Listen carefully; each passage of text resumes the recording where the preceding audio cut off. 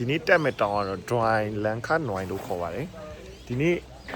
အိမ်ကနေပြီးတော့တနာရီခွဲ2နာရီလောက်ဟိုဆိုင်ကစီးခဲ့ရပါတယ်တောင်းအောက်ကိုတော့ရောက်ပြီပေါ့နော်ဒါပေမဲ့ဒီနေ့ကျွန်တော်အိမ်မှာကင်မရာမေးခဲ့ပါတယ်ကျွန်တော်ကင်မရာမေးခဲ့တော့ဖုန်းနဲ့ပဲအဆင်ပြေလို့ရရမှာပေါ့နော်ဒါပေမဲ့အဆင်ပြေလို့ဖုန်းနဲ့ပဲ quality ကတော့ကျသွားမှာပေါ့နော်ကျုံနိုင်အောင်ပဲပင်လယ်ရေမြက်ကအပြင်အထက်6200ကျော်မြင့်နေပေါ့နော်ကြာချိန်ရတော့အတက်အဆင်း6နာရီကနေ9နာရီကြာကြာမယ်ဗျာဆိုတော့ရာသီဥတုကတော့မိုးနည်းနည်းကြာနေပါတယ်ကင်မရာလေးမေးခဲ့တဲ့အတွက်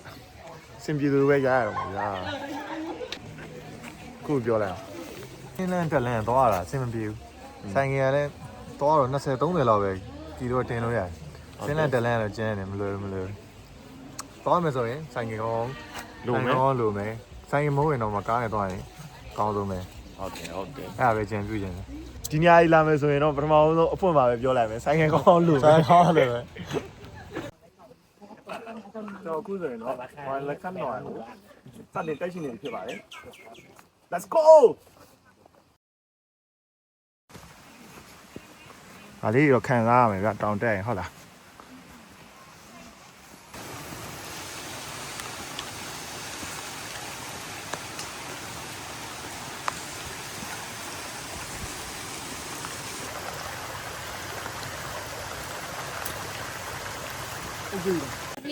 คุณโจတက်ပါတော့မယ်ကျွန်တော်တက်ပါတော့မယ်တက်မယ်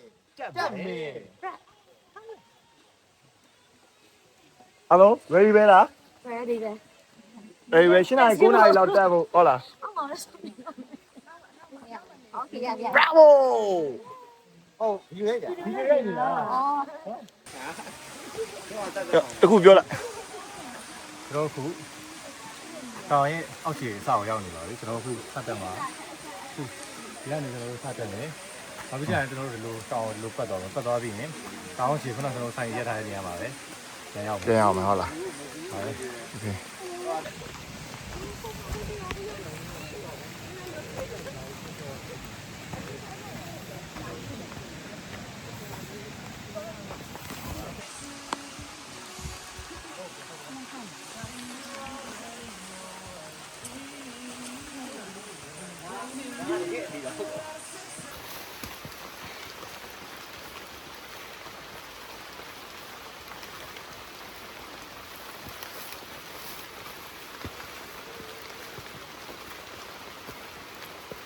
ဟုတ်လားဒီလိုမျိုးတွေ့တယ်ပို့တယ်လို့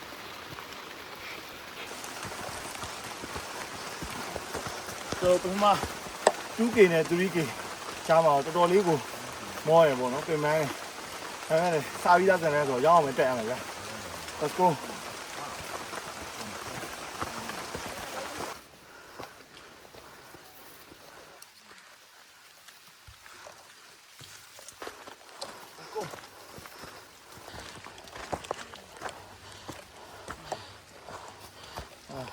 ကျွန်တော်တို့1 ကီလိုမီတာလောက်တော့ရောက်သွားပြီပေါ့နော်နောက်ထပ်1 ကီလိုမီတာပြီးရင်တော့အတက်နည်းနည်းတက်တာသွားတယ်ဆိုတော့တက်လိုက်အောင်မယ်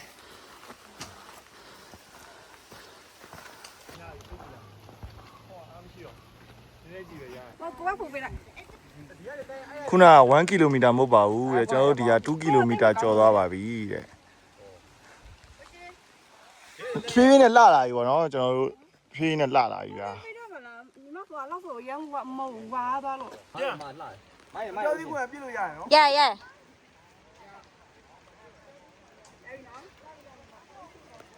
ကော်ဖီတော့ကိုကော်ဖီတာကြိုက်တာဟဲ့ကောင်းလို့စားဟုတ်ရှိကောတက်မလေးလားဟိုဗီဒီယိုရတာရပူလေဘယ်တော့နာလို့လည်းမရောက်ဘူးနေရတယ်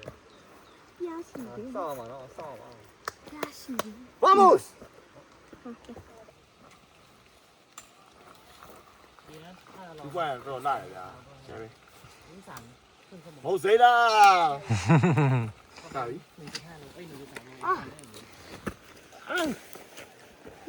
ဟာရမိုက်တယ်ကွာတကယ်မိုက်တယ်ဆိုတော့ 0.5 နဲ့ဆို share ပဲဒီတောင်ကတော့ကျွန်တော်တို့အတက်ကြံပဲဗျာလုံးဝအတက်မှာအတက်စစ်စစ်ပဲတော်တော်လေးပြိုင်းနေပြီပေါ့နော် တော့အခု3 ကီလိုမီတာကျော်ကိုကျွန်တော်တက်ပြီးတော့ပါပြီအခုဒါပေမဲ့ဒီအပေါ်ဆုံးတော့မရောက်သေးဘူးပေါ့နော်ကျွန်တော်ဒါပေမဲ့ဒီနေရာမှာအရန်ကိုလှနေပါပြီ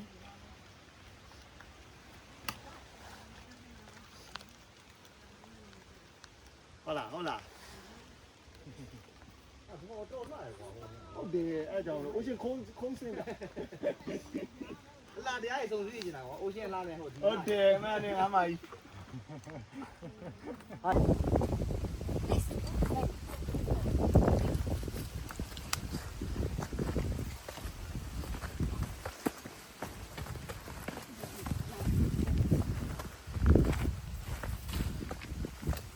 တက်ပြီးတက်ကြံနေကြ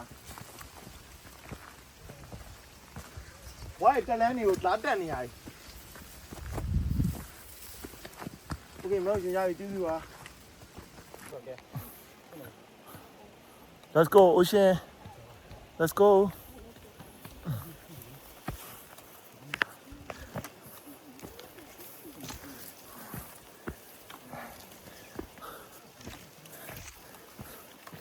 包没找这个地我那一个不让帮了你了 ဓာတ်ပုံလားဗီဒီယိုလား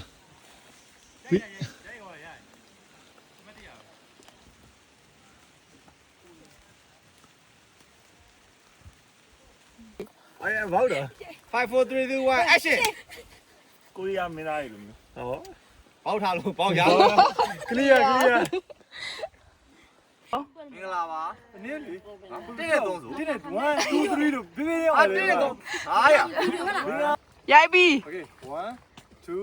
3မင်္ဂလာပါဇောဆိုင်ရေ Okay ကျွန်တော်တို့ဘို့တော်တော်လေးရောက်နေပြီပေါ့နော်အနေနဲ့လည်းတော်တော်များတယ်ဗျာအောက်မှာအောက်ဆီဂျင်နည်းနည်းနည်းလာတယ်ပေါ့နော်အပေါ်ရောက်နေပေါ့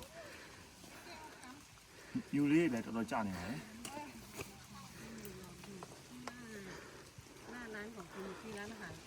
Okay thank you ဘုရားခေါ် dry name ကို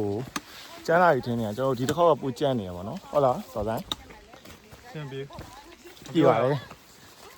ပြောရမယ်လို့လိုက်လာပြောရတယ် တွေ့ကြုံတော်တော်လေးကြရပါတော့ကောင်းပါလေဒါတွေကတစ်ချိန်ကြရင်ကျွန်တော်တို့အတွက်မတ်တရားဖြစ်လာမှာဗျာဒီငွေချင်းတွေနဲ့ဟုတ်လားချိန်ကြဝေးသွားခဲ့ရင်ကျွန်တော်တို့ blog တွေရပဲကျွန်တော်တို့မတ်တရားဖြစ်လာမှာဗျာကဲစူးစမ်းပန်းစားလေးတက်နေပါလေကျွန်တော်တို့ခုဆိုရင်ဗီဒီယိုကလည်းတစ်ဝက်လောက်တော့ရောက်သွားလောက်ပြီပေါ့နော်စောင့်ကြည့်ကြည့်ပေးကြပါအောင်ဗျာ See you at the top See you at the top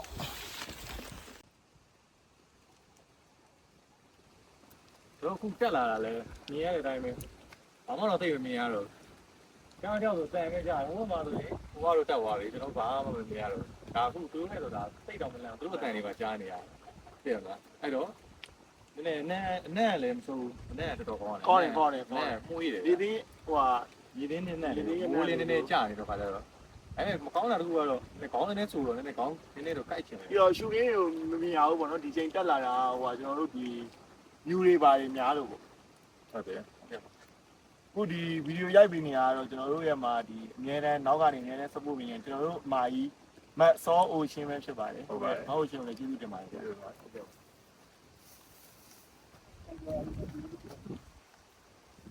ဟောသိရှိရဟောစားနေပြောနော်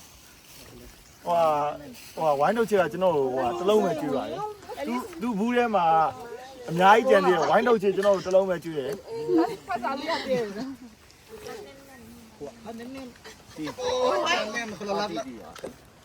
ဟိုမတ်စောအိုရှင်ဗာပြောချင်သေးတယ်ဒီဘက်တော့စောရှင် ရမိုက်တယ်ဒီတောင်ခြေတော့လောကမညောင်းအောင် ဟာကျွန်တော်တို့ရဲ့ပင်နိုင်ဆန်ဗီဒီယိုဂရာဖာစောရှင်ဖြစ်ပါတယ်တကယ်လို့သူ့ကိုအလုပ်ခိုင်းနေတယ်ဆိုရင်တော့ www.zosain.com မှာသွားရောက်ရှောက်သွားလို့ရပါတယ် သူ့မနေကြပါဘူး ဟုတ်တယ် zosain@gmail.com 1500 LOB ရောလား @gmail.com မှာရှောက်လို့ရပါတယ်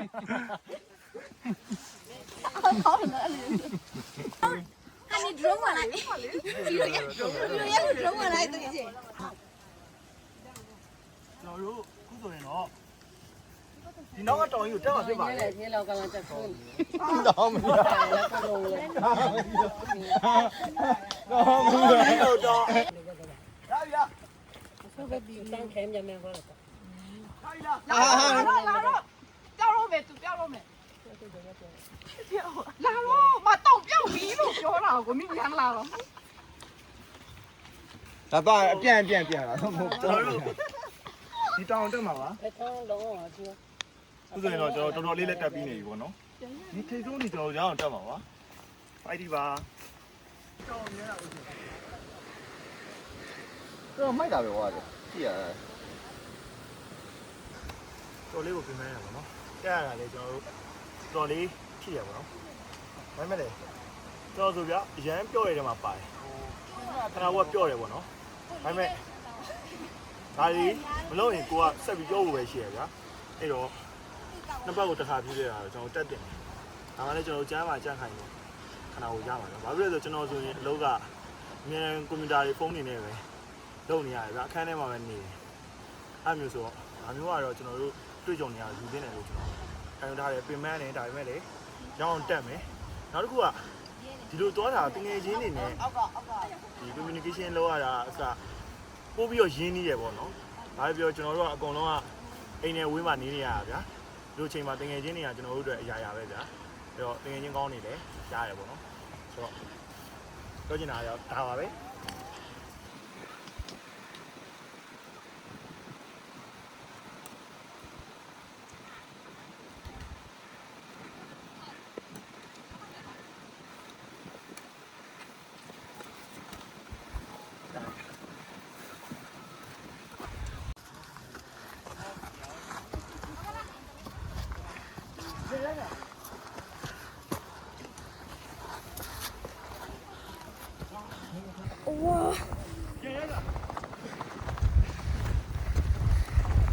အတီးတော့ထားရမယ် တော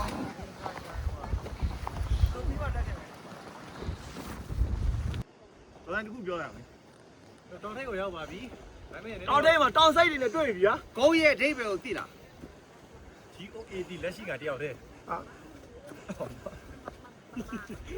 ဒီရဲဆိုတာ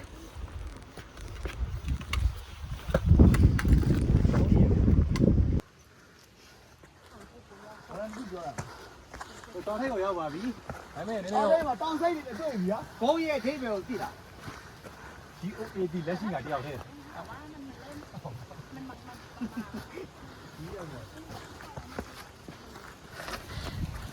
တော့လေးကိုရအောင်ဒီ ကျမလက်လို့ပြီးတက်ခဲ့တာရှိတော့သိလား Hi everyone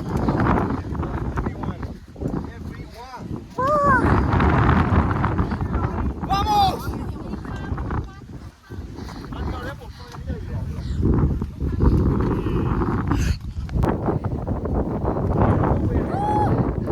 အားလုံးပဲမင်္ဂလာပါဆုံးမပြလိုက်ပါဒီနေ့ဘာလို့ရေးပြီးပညာရှာမှာတောင်ဆုံးဒီတော့တိုင်ရ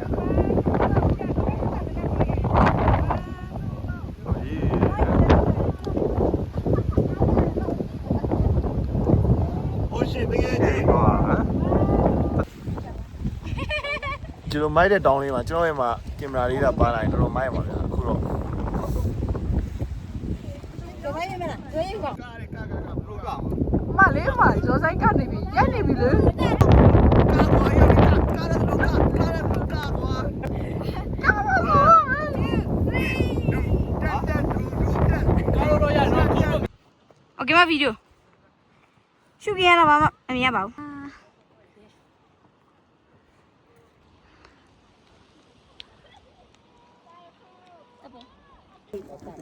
တောင်ထဲကိုရောက်ခဲ့ပြီ ရောက်ပြီဒါပေမဲ့ဘာမှမမြင်အောင် မရအောင် ညူလေးတွေပဲ ဒါပေမဲ့နေလို့တိုင်တော့ကောင်းတယ်အရင်အေးတယ်ဗျာဒီလိုမျိုး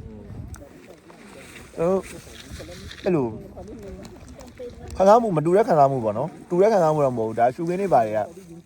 ရှူခင်းနေရတယ်အဲ့လောက်တော့အရင်မကြည့်ပါဘူးအဓိကတောင်တက်တယ်ဆိုတာတန်းစင်းစားရင်တော့ကြည့်တော့ကြည့်အဲ့လိုလေးတော့ရှိရပေါ့နော်ဒါပေမဲ့အဓိကပါပဲ ဒီကမီးပါပဲလား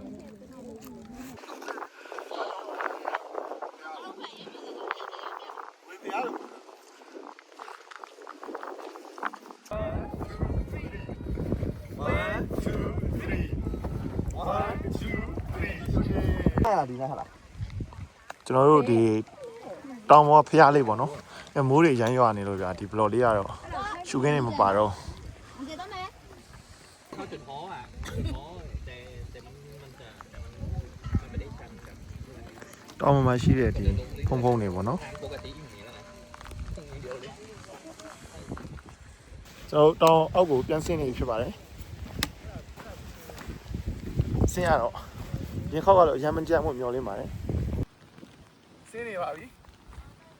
ဘိုးကြတယ်မြူးကြတယ်တော့ရှုခင်းနေတော့အများကြီးမမြင်ခဲ့ရအောင်ရမ်းအေးတယ်ပေါ့နော်ဆိုတော့ထပ်ပြီးဆင်းလိုက်ပါဦးမယ်ဗျာမင်္ဂလာပါမင်္ဂလာပါအားလုံးပဲမင်္ဂလာပါခင်ဗျာရိ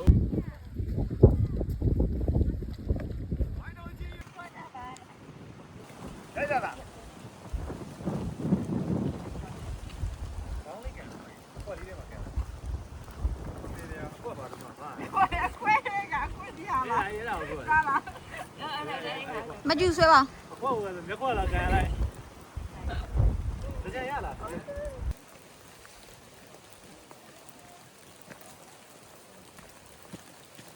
အစင်းရတော့နည်းနည်းလေးခက်ခဲရပေါ့နော်။ဦးကောင်းတာတကူကကျွန်တော်က IG Fnac နည်းနည်းအထောက်အကူပြုတယ်ဆိုကျွန်တော်ဆင်းနိုင်မယ်တော့မထင်ဘူး။ IG Fnac မပါရင်တော့တော်တော်ချိုးတော့တယ်ဗျာ။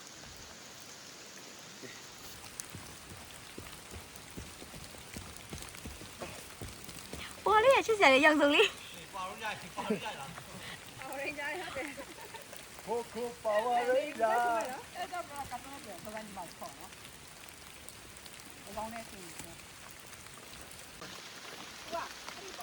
ရတယ်။အဲ့ဒါညားမယ်လို့။ရတယ်ရပါတယ်။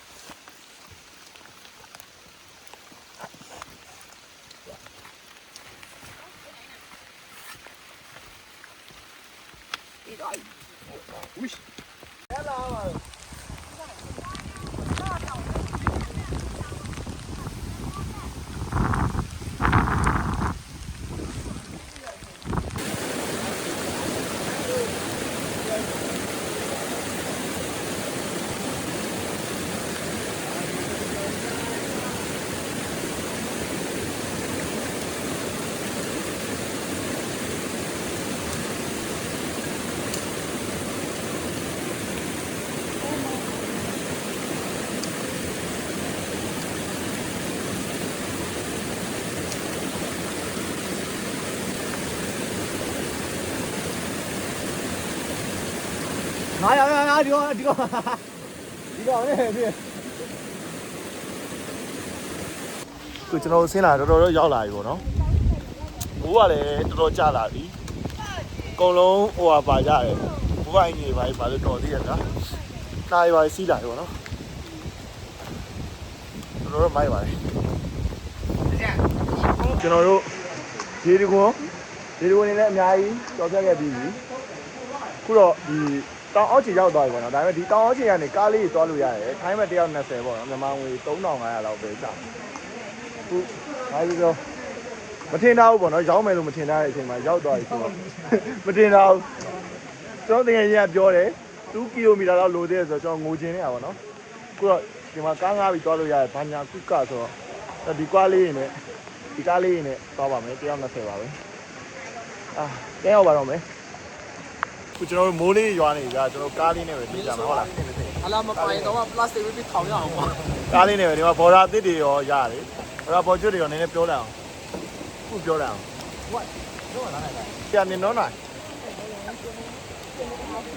ကားနဲ့သွားမယ်ဗျာလူကုန်ပြတော့ဘုန်းနာဦးပြီးကားလေးနဲ့ပဲတယောက်ကိုဂျိုင်ဒီယိုသွားနေပါပြီဩဟုတ်တယ်ကျွန်တော်ဂျိုင်ဒီယိုသွားတဲ့အထာလေးပဲပေါ့နော်ဒီမှာတယောက်ကိုရီးစီဘက်ဟုတ်လား20ဆိုတော့မြန်မာငွေ3200ဟုတ်တယ်20ဆိုတော့မြန်မာငွေ2650ထားကြပဲထားကြပဲမျိုးလုံးထိပါအဲ့ဒါမဒီ share ဟုတ်လားကြိုက်တယ်ဗျာဒီလိုကြွားတော့တော်တော်ကြိုက်တယ်ဘာလို့လဲဆိုတော့အကုန်လုံးရတယ်ဗျာကားလေးစီးရတယ်ဟုတ်လားဟုတ်တယ်ဗျာဒီနေ့ကတန်သွားပြီဟုတ်တယ်တော့ကျွန်တော်တို့မရတော့လမ်းမပေါ်ဘူးပြန်လည်းရောက်ရှိသွားပါပြီခဏလေးဗျာ6နှစ်တော့ပဲရှိတယ်ကားနေကြတယ်အငယ်တိုင်းရောက်ပြန်ရောက်တော့ပါပါဟုတ်ရိုက်တော့ရက်နေမှတော့ဒီမေခက်စီကတယောက်ပေါင်ကြည့်ဟုတ်လား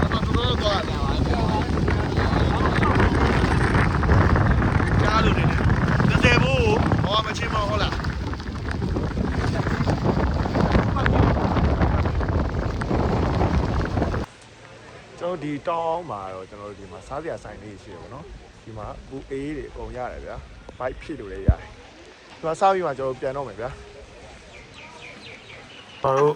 အောက်ရောက်ပြီပေါ့နော်ခေါက်ဆွဲပြုတ်ပဲစားတော့မယ်ရှားသူတွေကတော့ဟိုဟာသမင်းရော်တွေပါမှားထားတယ်ကျွန်တော်တို့ခေါက်ဆွဲပြုတ်နဲ့အကင်နဲ့ပဲစားတော့မယ်ဒီနေ့စားမယ်ကျွန်တော်ခုဆိုရင်တော့ကျွန်တော်တို့တငယ်ချင်းတွေမှားတတ်တာစုံပါပြီဆုံးပါပြီခင်ဗျာဆုံးပါပြီခင်ဗျာစားကြအောင်ခင်ဗျာ